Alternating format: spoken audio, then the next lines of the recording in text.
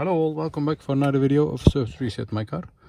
Today I'm going to show you how you can get rid of the surface indicator of a Toyota Yaris. This one is a 2015 model.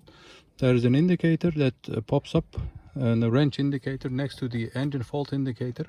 And in this video I'm going to show you how you can get rid of that.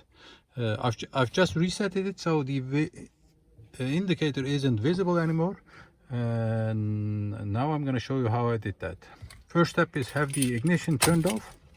Then there are 1, 2, 3 buttons over here. We have to press the auto or the trip button. This one. Press that, keep it pressed. And while you keep it pressed, turn the ignition back onto the second position. All the lights must go on. Then the indicator next to the engine fault indicator lights up and starts blinking. Keep it pressed till it stops blinking. And when it stops blinking, you can let go, turn the ignition off and back on the ignition.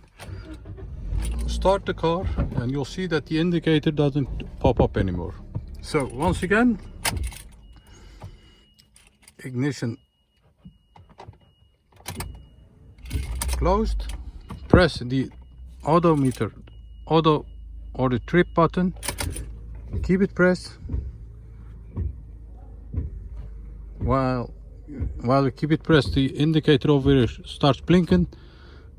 Till it stops blinking, keep the odometer button pressed, and when it stops blinking, let go and the indicator won't pop up anymore. That was it for this video. I appreciate it for your time watching our videos. Have a look at our channel for more than 500 other videos on how to reset different model cars. Some tips and tricks. Use the comment area if you have any questions, and I'll get back to you as soon as possible. Thanks for watching. See you next time with another video. Stay safe, take care, bye bye.